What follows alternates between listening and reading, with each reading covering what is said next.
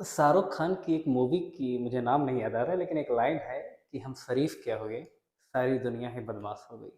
यानी कि कुछ दिन मतलब होली के दरमियान 4-5 दिन क्लास नहीं आई, तो लोगों को लगा कि ये तो वैसे ही हैं कि कुछ दिन क्लास शुरू करेंगे, बाद में बंद कर देंगे। लेकिन उन सभी के मुँह पर आप जो कुछ भी बोल सकते हैं, देखिए लगातार आपकी क्लासेस फिर से स्टार्ट हो गई हैं और जो वादा किया, वो निभाना पड़ेगा।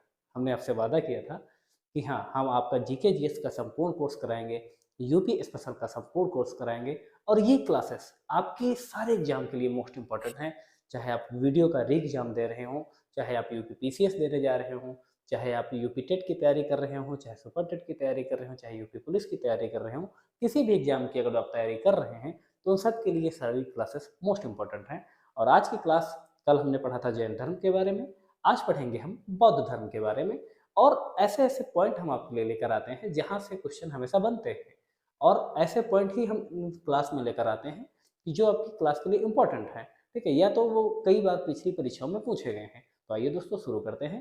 शुरू करने से पहले अगर आप हमारे चैनल पर पहली बार आए हैं तो सब्सक्राइब ज़रूर कर लें और सभी दोस्तों में शेयर वगैरह कर दीजिएगा, लाइक कर देना, एक प्यारा-सा कमेंट ज़रूर कर दीजिएगा और चलिए दोस्तों शुरू करते हैं। सबसे पहले बौद्ध धर्म के बारे में, ठीक है? बौद्ध धर्म क्या है, इसके बारे में पढ़ते हैं। बौद्ध धर्म के जो संस्थापक हैं, वो हैं गौतम बुद्ध, मोस्ट इम्पोर्टेंट। बौद्ध धर्म के संस्थापक हैं गौतम बुद्ध। गौतम बुद्ध के बचपन का नाम था सिद्धार्थ। यहाँ से क्वेश्चन कई बार बना है कि गौतम बुद्ध के बचपन का नाम क्या था? तो सिद्धार्थ था। इनका जन्म कब हुआ था? तो 563 ईसा पूर्व में नेपाल की तराई में कपिलवस्तु के निकट लुम्बिनी ग्राम में। कब? 563 ईसा पूर्व में नेपाल की तराई में कपिलवस्तु के निकट लुम्बिनी ग्राम में। इनके पिता का नाम था शुद्धोधन, ठीक है? और ये जो थे शाक्य वंश के प्रधान थे। अगर जो आपसे क्षत्रिय पूछ लिया जाए तो इन्छांग ये क्षत्रिय थे, ठीक है? अक्सर पेपर में यही पूछा जाता है कि शुद्धोधन किस वंश के या किस समुदाय के प्रधान थे? तो शाक्य वंश के प्रधान थे और ये इन्छांग क्षत्रिय थे। इनकी माता का नाम था महामाया, जो कि कोलिया वंश की राजकन्या थी या राजकुमारी थी, ठीक है? ये भी क्वेश्चन कई बार पेपर में पूछा गया है।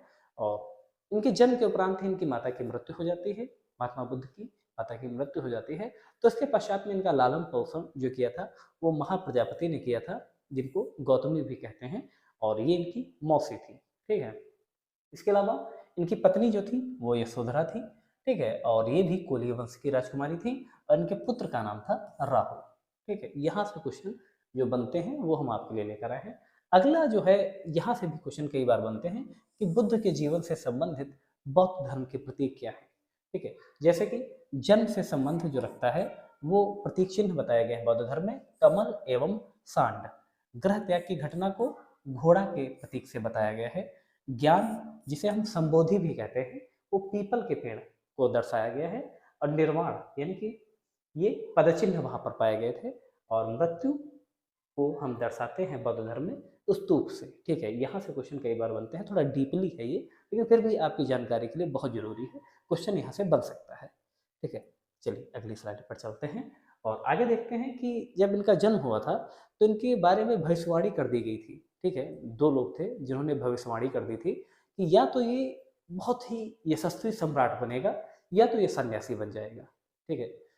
जो कहते हैं ना कि थोड़ा राजा महाराजा लोग जो अपने आचार्य लोग होते हैं उनसे बच्चे के बारे में, कुंडली के बारे में बताते हैं, दिखलावाते हैं कि देखिए ये क्या बनेगा। तो उन्होंने बताया कि ये सन्यासी बनेगा या तो एक यशस्वी सम्राट बनेगा, ठीक है? वो भविष्यवाणी करने वाले लोग कौन थे? दो लोग थे, उनका नाम आपको बहुत जरूरी है, काल देवल तथा कौंडिन्य, ठीक है? मोस्ट इंपॉर्टेंट, काल देवल और कौंडिन्य, ठीक है? तो जब इस प्रकार की बात उनको बता दी गई तो कोई भी पिता हो तो उसके मन में बहुत सारी शंकाएं आ जाती हैं। तो ये थोड़ा उन पर प्रतिबंध रखने लगे, ठीक है? कि कहीं ये बाहर ना निकल जाएं घर से, ठीक है? और ये बाहर जाएं तो ये इनको सब अच्छी चीज़ें वहाँ पर दिखाई दें। इनका विवाह भी इसीलिए बहुत जल्दी कर दी गई थी शादी, 16 वर्ष की आयु में ही इनका विवाह कर दिया गया था, ठीक है? लेकिन फिर भी एक बार ये भ्रमण पर निकलते हैं, नगर भ्रमण पर, और ये घटना बहुत इंपॉर्टेंट है, ठीक है? यहाँ से क्वेश्चन बनते हैं आपके, ठीक है? तो जब ये भ्रमण पर निकलते हैं नगर पर, एक बार ये निकलते हैं, तो उस समय उनके सारथी का नाम था छंदक, ठीक है? और घोड़े का नाम था कंधक, ठीक है? और उन्होंने 4 घटनाएँ वहाँ पर देखी जब ये नगर भ्रमण पर निकले।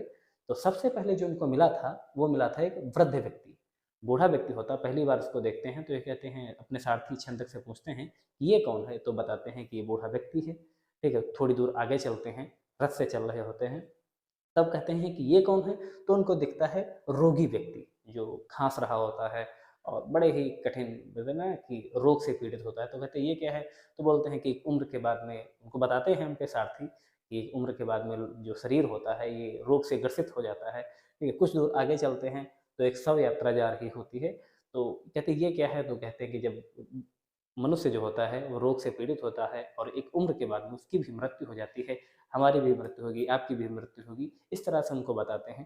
ठीक है, थोड़ी दूर आगे चलते हैं तो देखते हैं कि एक शांत स्वभाव में एक व्यक्ति बैठा हुआ है। पूछते हैं ये कौन सा है, तो बोलते हैं ये सन्यासी है। इसने क्या किया है, ये अपने भव बंधन से मुक्त हो गया है, इसने अपने घर बार सब छोड़ दिया है, अब ईश्वर की शरण में है। ठीक है, तो इस तरह से ये नगर भ्रमण पड़ जाते हैं, तो इसको जरूर याद रखना। ठीक है, उसके बाद में क्या होता है, ठीक है, ये गृह त्याग की घटना ये कर देते हैं, इनका मन धीरे धीरे वैराग्य की ओर हो जाता है। इनके गुरु का नाम क्या था, अनार कलाम। ठीक है, जो कि सांख्य दर्शन के आचार्य थे। ठीक है, इनके गुरु का नाम था अनार कलाम, जो कि सांख्य दर्शन के आचार्य थे। और ग्रह त्याग की घटना जो थी वो 29 वर्ष की आयु में होती है, और इसे बौद्ध धर्म में कहा गया है महाभिनिष्क्रमण। महाभिनिष्क्रमण, और साथ में अगर उसको प्रतीक चिन्ह में हम देखते हैं तो देखते हैं घोड़ा से। ठीक है, आगे चलते हैं, और ज्ञान की प्राप्ति इनको होती है कब, 6 वर्ष की तपस्या के पश्चात 35 वर्ष की आयु में।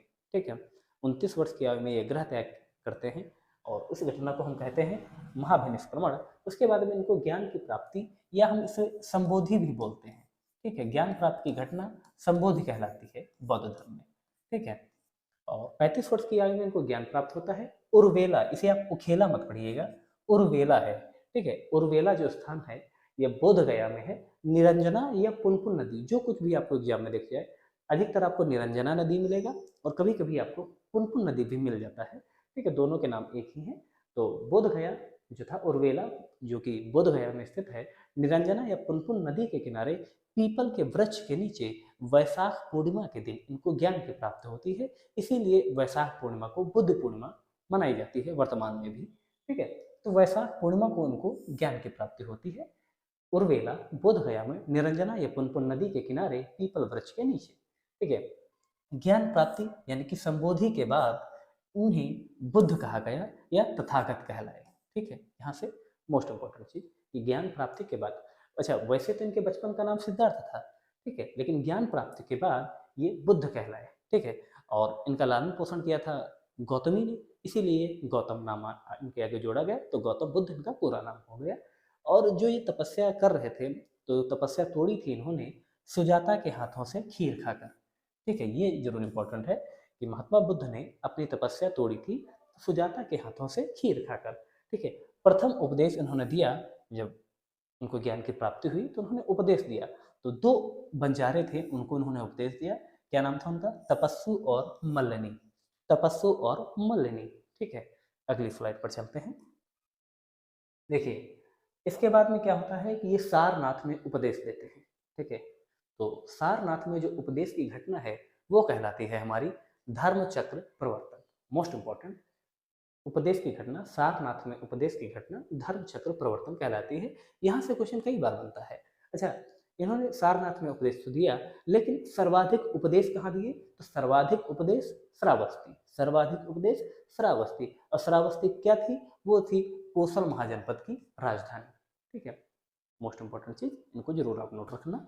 ठीक है, और बुद्ध ने अपने उपदेश सर्वाधिक दिए हैं पाली भाषा में। ठीक है, पाली भाषा में दिए। प्रिय शिष्य इनके कौन कौन से थे, तो आनंद एवं उपाली। आनंद के कहने पर ही इन्होंने संघ में जो था महिलाओं को प्रवेश की अनुमति दी थी। ठीक है, और अंतिम उपदेश दिया था सुभद्र को। ठीक है, अंतिम उपदेश इन्होंने दिया था सुभद्र को। और जो महात्मा बुद्ध की मृत्यु की घटना है वो कहलाती है महापरिनिर्वाण। तो महात्मा बुद्ध को महापरिनिर्वाण की प्राप्ति हुई थी 483 ईसा पूर्व, यानी कि 80 वर्ष की आयु में इनकी मृत्यु हो जाती है, और कुशीनारा या कुशीनगर में। ठीक है, आपको जो विकल्प भी है कंफ्यूज मत होना। ठीक है, और त्रिरत्न जो बौद्ध धर्म में बताए गए हैं, अब आगे चलते हैं, कुछ इंपॉर्टेंट चीजें वो हम आपको बताते हैं। त्रिरत्न जो बताए गए हैं वो है बुद्ध, धम्म एवं संघ। बुद्धं शरणं गच्छामि, धम्मं शरणं गच्छामि, और संघं शरणं गच्छामि। इस तरह से आपने त्रिरत्न आपने पढ़े होंगे। और संघ में प्रवेश होने वाली पहली महिला कौन थी? वो वही जो जिन्होंने इनका लालन पोषण किया था, इनकी मौसी महाप्रजापति गौतमी। ठीक है, और प्रवेश की अनुमति इन्होंने आनंद के कहने पर दी थी। ठीक है, इसके अलावा जहाँ से क्वेश्चन बनते हैं, त्रिपिटक से क्वेश्चन आपके कई बार पेपर में बनते हैं। सुत्त पिटक, कौन कौन से त्रिपिटक हैं? एक तो है सुत्त पिटक, दूसरा है आपका विनय पिटक, तीसरा है आपका अभिधम्म पिटक। त्रिरत्न कौन कौन से हैं? बुद्ध, धम्म एवं संघ। और त्रिपिटक है सुत्त पिटक, विनय पिटक और अभिधम्म पिटक। सुत्त पिटक में बुद्ध के धार्मिक विचारों का उल्लेख है, और विनय पिटक में बौद्ध धर्म के नियम है, और अभिधम्म पिटक में बौद्ध दर्शन की विवेचना है। ठीक है, यहाँ से क्वेश्चन कई बार बनते हैं कि बौद्ध धर्म के नियम किस त्रिपिटक में बताए गए हैं? तो विनय पिटक में बताए गए हैं। बौद्ध दर्शन की विवेचना कहाँ की गई? तो अभिधम्म पिटक में की गई है। इसके अलावा बौद्ध धर्म में 4 आर्य सत्य भी बताए गए हैं। ठीक है, वो कौन कौन से 4 आर्य सत्य हैं वो भी हम आपको बताते हैं। सबसे पहला है दुख। इन्होंने बताया कि दुख तो होता ही है। ठीक है, उसके अलावा दुख एक नहीं होता है, अकेला नहीं होता है, दुख समुदाय होता है, यानी कि दुख जो होता है कई प्रकार के दुख होते हैं। ठीक है, लेकिन उन्होंने बताया कि दुख का निरोध भी हो सकता है, यानी कि दुख को समाप्त भी किया जा सकता है।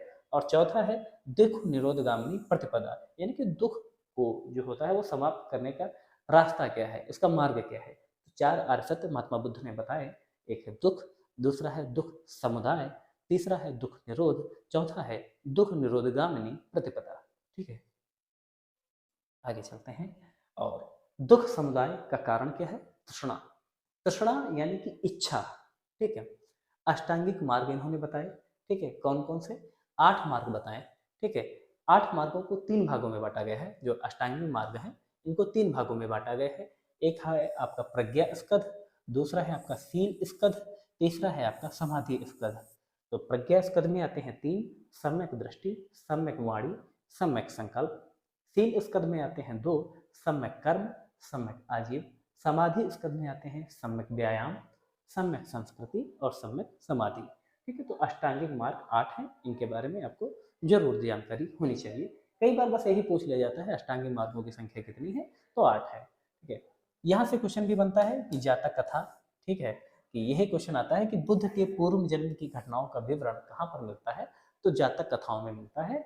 और 16 महाजनपदों का उल्लेख हमें मिलता है बौद्ध धर्म अंगुत्तर निकाय में। बौद्ध धर्म का ग्रंथ है ये अंगुत्तर निकाय में। ठीक है, बौद्ध धर्म की विशेषता क्या क्या है? कि ये तो नास्तिक है। ठीक है, ये ईश्वर को मानने वाला नहीं है। ठीक है, अनीश्वरवादी, यानी कि वही बात है कि ईश्वर को बिल्कुल ये पूजा पाठ में बिल्कुल विश्वास नहीं करते।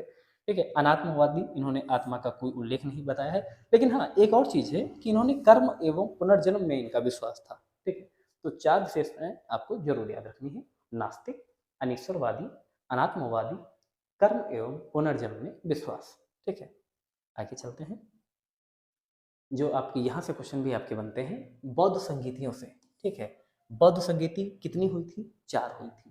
ठीक है, अब इनके बारे में सिर्फ आपको क्या क्या याद रखना? कब हुई थी, कहाँ हुई थी, उस समय शासक कौन था और अध्यक्ष कौन था। ठीक है, तो सबसे पहले तो आपको देखना है कि यहाँ से अगर उठाते हैं तो कब हुई थी।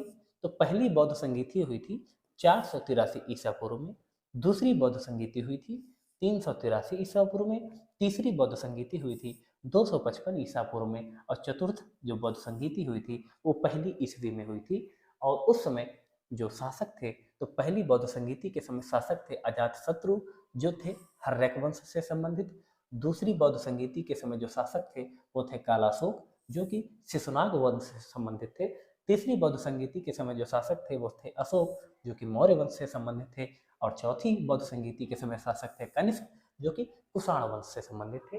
और इनका स्थान क्या था?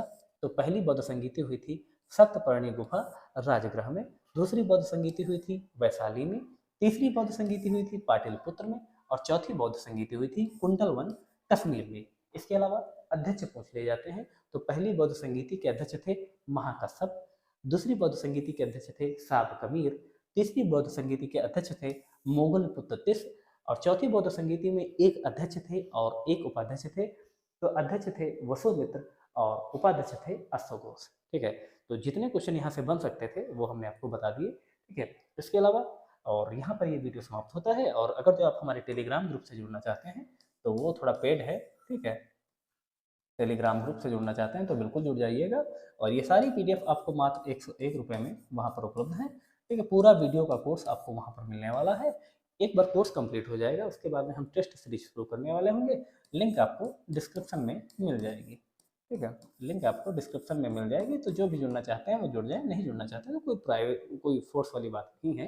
ठीक है, तो बाकी यहाँ पर तो आपको संपूर्ण क्लासेस फ्री में तो मिल ही रही हैं। वीडियो पसंद आया हो तो ज़रूर शेयर करिएगा अपने दोस्तों में, और लाइक करिएगा, और एक प्यारा सा कमेंट कर दीजिएगा, और चैनल पर पहली बार हो तो सब्सक्राइब कर लेना। धन्यवाद दोस्तों, जय हिंद, वंदे मातरम।